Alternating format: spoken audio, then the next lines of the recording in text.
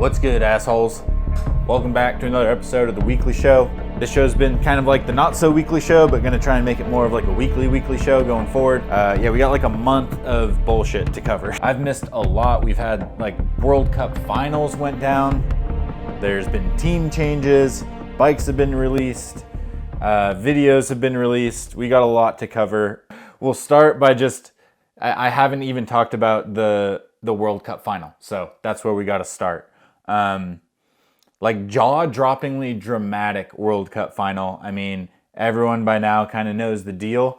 But for me, I was heartbroken on many levels to not see Loic drop in for that final run. Like, I could not believe that happened. And just from a fan's perspective, like, that was dramatic and cool, but I feel like we missed out on the opportunity to have like the most titanic title fight finals run, last man down the hill. Like, it built to a crescendo of weirdness and drama, but I was looking for it to build into just one of the most significant racing moments in the sport since I've been a fan. Either way, we got half of the battle with Jackson's run, and Jackson put down a stormer. And I was curious how he was going to show up for this race and how he was going to execute, you know, under pressure. A lot from how Loic was approaching the whole situation. I mean, Jackson rode like he was willing to die for that run. And that is just like a performance that is respectable and just impressive on so many levels. Like, going into the Rock Garden, title on the line, and doing what he did was like absolutely jaw-dropping. And especially, you know, it's been talked about a lot, his size, carrying momentum on that style of track, maybe not a strong suit, and he just said, I don't care, I'm just gonna go faster. Did some crazy gaps, and like his run in its own was, I mean, a championship winning run. Like, Loic would have had to step up to an insane level to fight that, even with him being healthy. Going back to Loic with how he handled his injury, I don't see any issue with putting on a strong face, going up there like you're going to race. Like, there's no question that sometimes these injuries, like, I think he knew he was compromised, but sometimes you can, you know, get into the start gate and the feeling's there and it's worth going. So for him to show up and go through his routine like he was going to race, I think it was not only the best situation for optics to present himself like nothing was wrong. So Jackson still had to step up and perform. I don't see anything morally objectable to that situation. Just that injury, I'm just still so bummed it came down to that. And also with Loic having a child on the way at the same time, like, for Loic personally, like, what an emotional roller coaster and just gnarly life situation to be in outside of just the sporting aspect. So high drama at the World Cup final. We'll get more of it next year, but yeah, that was wild. Yeah, other takeaways from that race, I think the standout for me was Dakotah Norton getting a 4th place, an old school podium after what he's been through this year. I think is as good as a win for him. I hope the industry sees it that way. It seems like he's in a bit of a contract situation, looking for a new team. Without getting into any of the silly season stuff, a 4th place for Dakotah this year after shattering his hip socket and not being able to walk is just, I think, a standout result. And then Marine Cabarrou bringing home the win in the women's field was just cool to see. I mean, when she's on, it seems like she wins. Not the most consistent year for her, but absolutely race-winning speed. A strong player in a super competitive women's field that I think is going to be firing next year. Aletha Osgaard finally got her win. She was knocking on the door for that one all year. Team America. And then Asa Vermette bringing home the dub again in convincing fashion. And yeah, next year in Elites is going to be insane. I mean, Asa's run was out of this world. Fastest time of the day out of anyone too. I mean, yeah, and Asa's GoPro runs from finals and qualifying are some of the most like jaw-dropping riding I've ever seen. He's like scrubbing through gaps that are so minuscule and precise, but he's whipping them out like with swag, going mock chicken. It's insane.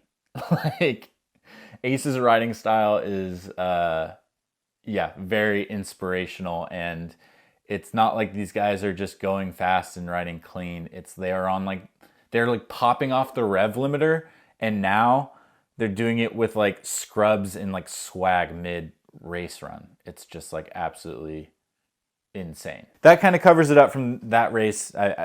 Long overdue. I'll be more on top of the racing next year with like kind of, day after updates and race coverage. But that brings us into silly season. We had one immediate move, Andy Kolb to the Syndicate immediately. I think this is great news. For me, the Syndicate of old was all tall riders: Greg Minnaar, Steve Peat, Luca Shaw, Rat Boy is pretty tall, and the vibe of the new school Syndicate is kind of like all short kings. Jackson, Lori, the chicks are kind of short too, but it's good we got a tall king in there with Kolb. I think he's a good fit. I think he's going to slap on that bike. I just got done riding all the downhill bikes, and the V10 is really damn good. I bet he got that YT feeling pretty decent, but I can only imagine the V10 is going to be better than the YT. And speaking of YT, that whole saga at the end of the season is crazy. I'll give credit to Pink Bike and Ben and Charlie for doing what I thought was like really good journalism on the YT team deal and giving us a bit of insight into what's actually going on there. Kind of heartbreaking for the riders, but I think they will all end up in good places. But that just means the rider market is a lot more saturated than it would be otherwise, which might devalue the worth of the entire pot that some are in. So there's definitely a handful of moves that aren't done yet. I've got some hints here and there, but not going to speak on those just yet. We'll wait till the news is announced. I'm sure, the team rumors are going. But Dylan Maples needs a ride. Osen's going to end up somewhere. Dakotah is going to end up somewhere. Same with Valley. So it's going to be some exciting new team changes showing up for 2026. We've had a handful of new bikes released. Transition released their new Bottlerocket, which I think this is on trend. I'm a big fan of this bike from Transition. We've seen so many freeriders have to bastardize some high pivot downhill race bike or a trail bike or an enduro bike to fit their needs. And I think the freeride movement now is like almost as strong as it's ever been. Maybe this is just my perception on social media, but I think it's like a legitimate market. And this is one of the first bikes in a while to be targeted directly at this, and I think do a really good job of it. 27.5 front and rear. I liked my 27.5 bikes, and having ridden some recently, I don't know. I don't hate having a 27.5 bike. This thing even looks good from a geo perspective. It's got adjustable chainstay lengths, and it starts at 436. And if you're doing freeride stunts, a short chainstay makes sense. But even on this, you have an option to run a 446 with adjustable dropouts. And in a size large, I feel like this would actually rip. And the thing just looks simple, tough, good adjustability. Naming it the Bottlerocket makes a ton of sense. My first my first real full suspension mountain bike was a Transition dirt bag. I think Transition missed a epic opportunity to name their e-bike the dirt bag. Just keep that one in your pocket, Transition. If you still got the trademark to that frame or to that name, that is a epic name for a bike. And my dirt bag was just a sick rig. So anyway, that's enough on this whole deal, but adjustable dropouts, freeride bike seems fairly affordable. I think that's Transition's hitting the sweet spot for their market with that. In other news, Nukeproof is back, not being sold in the US, but that new reactor looks pretty damn good. And it's got not adjustable dropouts, but it does have some size-specific chainstay lengths. It does get to kind of my minimum 445 for a size large. Looks like a generally pretty good trail bike. So I don't know. I've always been somewhat of a fan of the Nukeproof brand just because of the Sam Hill shit. That's enough for me. So I don't know if that actually means anything. I don't have any experience with the brand, but they definitely made some really good bikes back in the day. Evil made a new bike. It's been a while since Evil's come to the table with something new. And this one's kind of funny. So, I mean, I'll give credit. Evil like interacts with the community, which not a lot of brands do. So I'll give them credit for that. But being that they do that, they've had a few Q&As and like their answers on the, I'm going to talk about the chainstay shit. It's short chainstays across the board. Okay, I was looking at the website and they actually advertise longer chainstays, but it's 435. So, I mean, at least they're thinking about it in the right way. They just came to the wrong solution because 435 is still super short, especially with the reach numbers on their large and extra large bikes. So anyway, this was just funny. And on one of the Q&As on the Instagram, I think the owner said, basically just described, I think, what is like a fundamental misunderstanding of bike balance. It was like, oh yeah, we have the short rear end to be playful and the long front end for stability. And it's just, it bothers me when people talk about these things like the rear end of the bike is for the playful bit and the front end for the bike is the stability bit. It's not like these are connected or have any relationship, right? And that's basically how he referred to it. And just the whole concept of like weighting the front wheel is just like not even in the picture. But then, so I mean, there's that, obviously I think they should have size specific chainstays. But then on the Pink Bike comments, on a little bit of a call out for chainstay length from a Pink Bike commenter, they said that, oh, it's for business reasons. And it's like, okay, like that's actually the honest answer. I feel like the counter argument to the size specific chainstay things is just objectively kind of bad.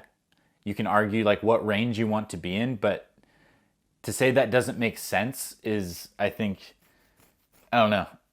It's just wrong as far as from where I'm sitting, but the business reason, like that's an actual reason. So, and they kind of just said it. So, I mean, that is going to turn a certain amount of people off from their bikes. But if you have to make that decision from a business standpoint, that makes sense. Not like ignoring some like geometry bike balance principles that I think are pretty sound. But I kind of wonder like I'm not super in touch with the manufacturing side of things, but like what is the downside of having a modular dropout option? Like how much per frame does that cost? Is it a design thing? Is it like, what are the downsides from a manufacturing and design perspective to having a dropout system like Transition, Crestline, the Dreadnought, and quite a few other bikes now I think are going this way? Because to me, that's just like a very obvious and easily executed solution to solve a lot of adjustability and fit issues in a what I assume to be somewhat of a budget-friendly way, given that a lot of bikes have brought that to market. So anyway, I actually think that I've ridden a handful of Evils back when I was on like a Bible of bike tests that had a couple Evils back in like 2022 or something, 2021, something like that. No, it could have been like 2020. Anyway, I think the suspension and feel of those frames is actually amazing. I think it's like the Delta Link, but the rear triangle and how that fits into the frame and just the feel that suspension has. The weight's all super down low at your ankles and it feels sick. I don't know if it's like the highest performing suspension, but it feels sick. And, I think there's value in both of those things. But yeah, it would just be, for me personally, like I would love to ride an Evil with a 450 chainstay. That would be sick. But for business reasons, my buddy Isaac just released a sick piece that he filmed with my buddy Drew. We all rode and filmed together back in the day, so it's sick to see. I mean, both of those guys are super high up in the mountain bike film world, and both of them can still ride it like what it do. And yeah, I don't know. They work together on a sick video. Isaac's ripping his e-bike on some sick trails, and that got me fired up. Dennis Enerson, MTBMX edit was gas. That shit is insane. Another, BMX lord coming over to just do badass shit in the bike world. And I don't know, these dudes aren't scared. Dennis ain't that young either. And he's doing some pretty like unhinged ass heavy moves on the street. And I just can't believe that these guys aren't injured more often with like the weight of some of the stuff they're doing, because it's gnarly. But I mean, they're just that good.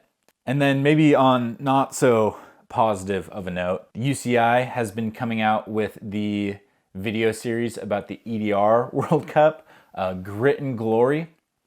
And I mean, I'd commend UCI for putting the budget to do this. I think what everyone's struggling with from a business perspective with Enduro is like, how do you market it? How do you get it out to the people? And I think this is in concept a great solution to that, to get a series out after the fact that tells the stories, highlights the racers and stuff. But the problem is for the budget that was invested in this video series, which I would estimate to be over $250,000 for a few people to do high-end filming for the entire summer at all these races. I feel like these videos are kind of bombing, and they are just not that engaging. I feel like they almost treat the sport as like an inherently interesting thing that they are covering, when I think in reality, Enduro is not that inherently interesting, or the sport isn't matured enough. It's not like you are making a video series about the superstar Max Verstappen, Lewis Hamilton, F1 level, just icons, and that brings in a level of stardom and attention by default, and you can kind of rely on that to then go easier into storytelling and the things surrounding these characters. I don't know. It's hard to be critical on it, because I think it's such a hard thing to do, to bring people into the sport in an engaging way. And it's really confusing, like, who's the audience?